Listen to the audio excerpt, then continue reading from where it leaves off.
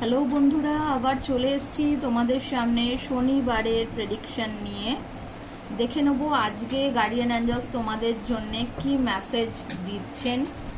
চলো দেখে নেওয়া যাক গার্ডিয়ান অ্যাঞ্জেলস আজ শনিবার কি মেসেজ দিচ্ছেন তোমাদের জন্য, কি গাইডেন্স আছে। Thank you guardian Angeles.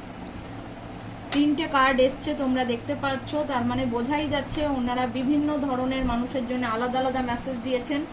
সবকটাই তোমরা চেষ্টা করবে ফলো করার জন্য। টেক অ্যাকশন যারা দেখছো তাদের মধ্যে কিছু মানুষের জন্য ওনারা বলছেন ইমিডিয়েট আজকেই অ্যাকশন নাও। তোমরা বুঝতে পারছো এটা কাদের জন্য, যারা হয়তো অনেকদিন ধরে প্ল্যান করছো কিন্তু বুঝতে পারছো না কবে কাজটা শুরু করবে, কবে তোমার সেই জিনিসটা নিয়ে এগোবে। ওনারা বলছেন আজকে, আজ শনিবার, আজ সেই দিন যে আজকে তুমি তোমার কাজটা নিয়ে স্টার্ট করো। অনেক প্ল্যানিং হয়েছে, এবার তুমি অ্যাকশন নাও। সেকেন্ড কার্ড এসছে সাকসেস। কিছু মানুষের আজকে কিন্তু সাকসেস পাবে, তারা যে কোনো কাজ করবে সেই কাজে তারা সাকসেস পাবে।